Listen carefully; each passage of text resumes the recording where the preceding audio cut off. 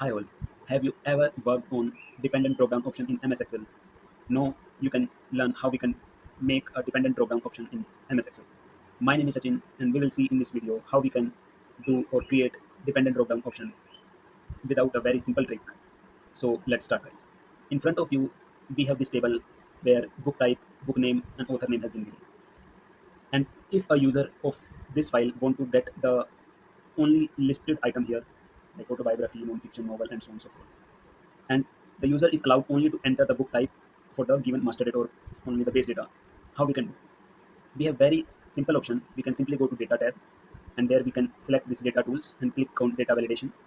Here we can select list and post that we can simply give the source and we can drag up to the last cell where the book type has been given and simply we can press it. If you see, we are getting only the unique item here and we can select also. This is that. The same thing we can apply to the book name also. Again, we'll do the same exercise.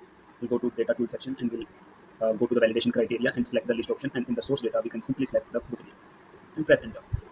Again, we can get these many options and so book name is this one and we can simply get this.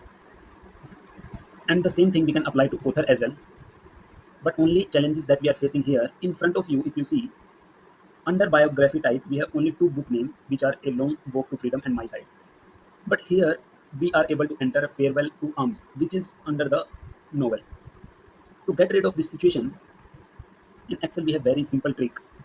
I'll tell you. How we can do. We need to learn the basic of this drop down option. How we have given the list name, we have selected the range and we have entered into the table. I'll show you again. In this source, we have selected this range, and from this list, it converts only the unique item and it will give me the result. So idea is we need to get the list so that we can put in this source file. So one idea is very static. We can simply select this one and we can give it.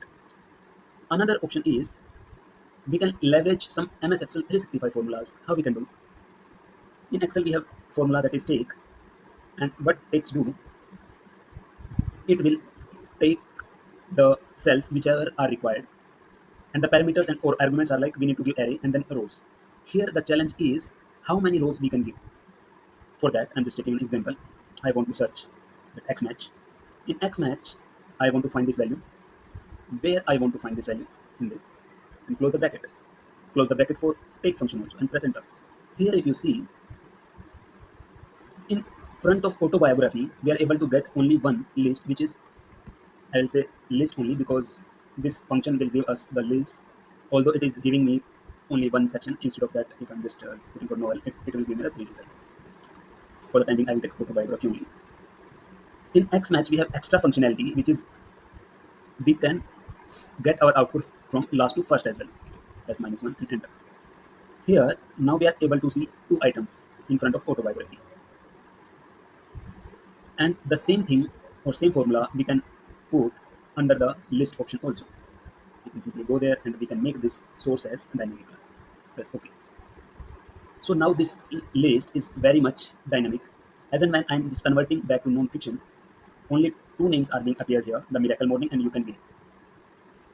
But if you see, here we are getting four names. Why? We can put formula again. If you're putting non-fiction, what it is trying to do, out of this list, I am able to get the result up to 4 because my last section of XMatch is 4, and because of that I'm able to pull 4 items only. So to tackle the situation, in Excel we have one more formula that is drop. What it will do, it will drop the necessary cells which are not being required here. How we can put this formula? Argument are pretty much same. We need to give array, and for this formula, this take functions, one is array itself. And again, we need to give the row. How many rows we are going to drop here? Again, for that also we can apply XMatch function. What we will do, we'll give the lookup value. And again, where we can get this lookup array in the B cell only. And we can simply close the bracket and press enter. Press enter. If I am just converting for autobiography, I am getting 1. Why I am getting 1 here? But if you see in autobiography, we have 2 book names, but instead of that, I am getting only 1. Why? I'll tell you.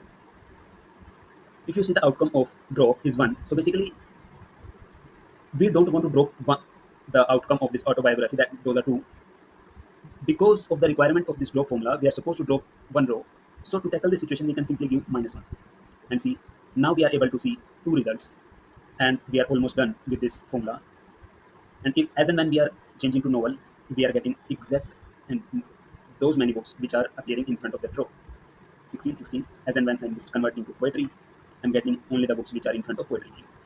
So we can simply take copy this formula and go to the cell.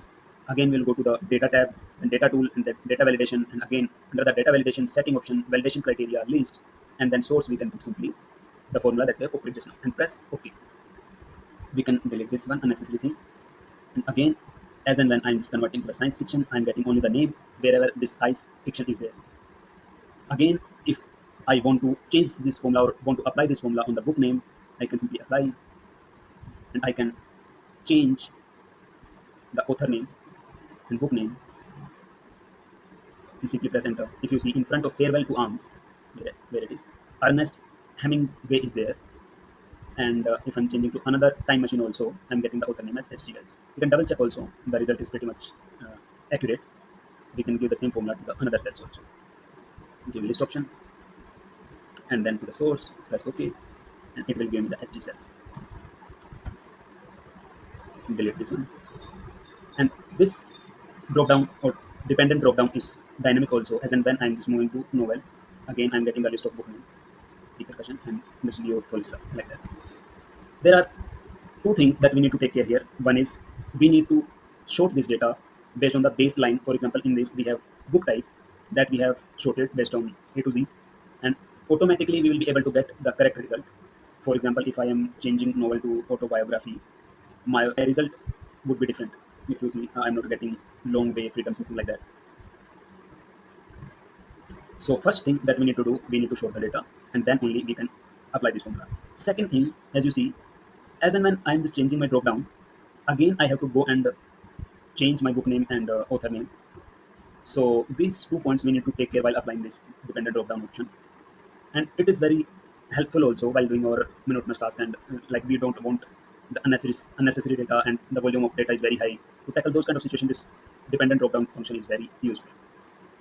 So this is pretty much all about this video, guys. I find very helpful while doing my own work. You can also use while applying or while doing this data validation. So hope you like the session. Thanks for watching. Keep like, share, and subscribe, and stay tuned for the next video. Till